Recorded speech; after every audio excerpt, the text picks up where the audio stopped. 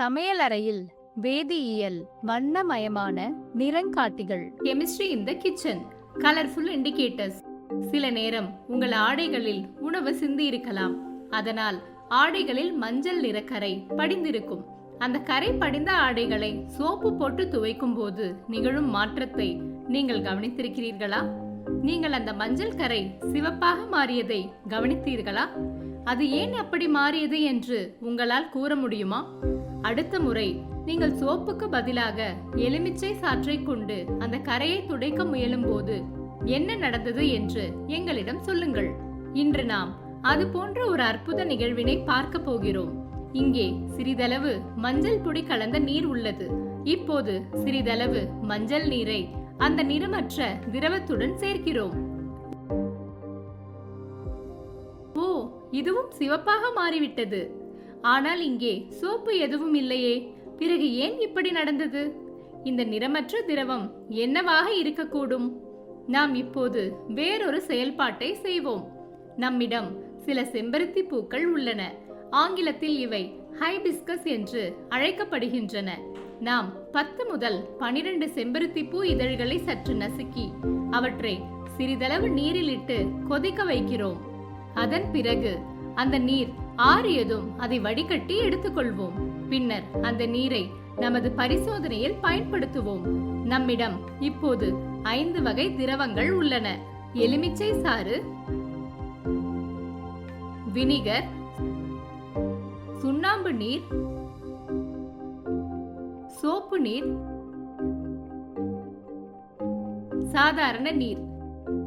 இப்போது அவை ஒவ்வொன்றிலும் என்ன இருக்கிறது என்பதை தெரிந்து கொள்வதற்காக அவற்றின் பெயர்களை எழுதி ஒட்டி வைப்போம். இப்போது செம்பருத்தி சாற்றை சேர்த்து என்ன நடக்கிறது என்று பார்ப்போம். நீங்கள் பார்த்தவற்றை உங்கள் அப்சர்வேஷன் நோட்புக்கில் குறித்துக் கொள்ளுங்கள். செம்பருத்தி பூ சாற்றை சேர்த்த பிறகு என்ன மாற்றங்கள் நிகழ்ந்தன? எலுமிச்சை சாறு மற்றும் வினிகரில் செம்பருத்தி சாற்றின் நிறம் ஒரு துடிப்பான சிவப்பாக மாறியிருப்பதை நீங்கள் கவனித்திருப்பீர்கள். வெறும் நீரில் அதன் நிறம் மாறாமலே இருந்தது. ஆனால் சுண்ணாம்பு நீர் மற்றும் சோப்பு நீரில் அது பச்சையாக மாறியது. இது ஒரு மாயாஜாலமாக இருக்கிறது அல்லவா? இதுதான் வேதியியல் மாற்றம். நீங்கள் இப்போது ஒரு செயல்முறை பரிசோதனையை செய்து பார்த்துள்ளீர்கள். இப்போது அங்கே என்ன நடந்திருக்க கூடும் என்பதை பற்றி சிந்திப்போம். செம்பருத்தி சாறில் ஏதோ ஒரு பொருள் உள்ளது. அது எலுமிச்சை சாறு, வினிகர், நீர் மற்றும் சோப்பு ஆகியவற்றுடன் கலந்த போது அவற்றுடன் வினை புரிந்து அவற்றின் நிறத்தை மாற்றி இருக்கிறது. இந்த 5 திரவங்கள் அனைத்திலும் செம்பருத்தி சாறு சேர்க்கப்பட்டது. இதிலிருந்து அந்த திரவங்கள் அனைத்தும் வெவ்வேறான பண்புகளை கொண்டுள்ளன என்றும் அதனால்தான் நாம் வெவ்வேறு நிறங்களை காண்கிறோம் என்றும் முடிவுக்கு வரலாம். மஞ்சள் கலந்த நீரை பயன்படுத்தும் போதும் இதே நிகழ்வே நடைபெறும்.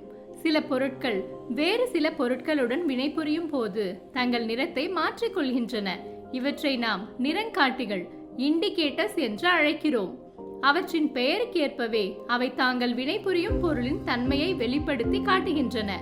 அப்படி என்றால் இந்த செயல்பாட்டில் நிறங்காட்டியாக செயல்பட்டது எது என்பதை உங்களால் கூற முடியுமா? சரியாக சொன்னீர்கள், அது செம்பருத்தி சாறுதான். மஞ்சள் மற்றும் செம்பருத்தி சாற்றை போலவே சிவப்பு முட்டைக்கோஸ் சாறு மற்றும் பீட்ரூட் போன்ற வேறு பல தாவரங்கள், பழங்கள், மலர்கள் மற்றும் காய்கறிகளின் சாறுகளும் நிறங்காட்டிகளாக பயன்படுத்தப்படுகின்றன. ஆய்வகத்தில் பொருட்களின் பண்புகளை கண்டறிய பல்வேறு வகையான நிறங்காட்டிகள் பயன்படுத்தப்படுகின்றன. லிட்மஸ் கரைசல் என்பது வேதியியல் ஆய்வகத்தில் பயன்படுத்தப்படும் ஒரு நிறங்காட்டி ஆகும். ஒரு நிறங்காட்டியின் நிறத்தை மாற்றும் விதத்தின் அடிப்படையில் பல்வேறு பொருட்கள் குழுக்களாக வகைப்படுத்தப்படுகின்றன. அமிலங்கள், காரங்கள் மற்றும் நடுநிலை பொருட்கள் ஆகியவை இக்குழுக்களின் பெயர்களாகும். செம்பருத்தி சாறு அமிலத்துடன் கலக்கும் போது சிவப்பு நிறமாக மாறுகிறது. காரத்தில் அது பச்சை அல்லது மஞ்சள் நிறமாக மாறுகிறது. ஆனால் நடுநிலை பொருட்களில் நிறம் மாறுவதில்லை.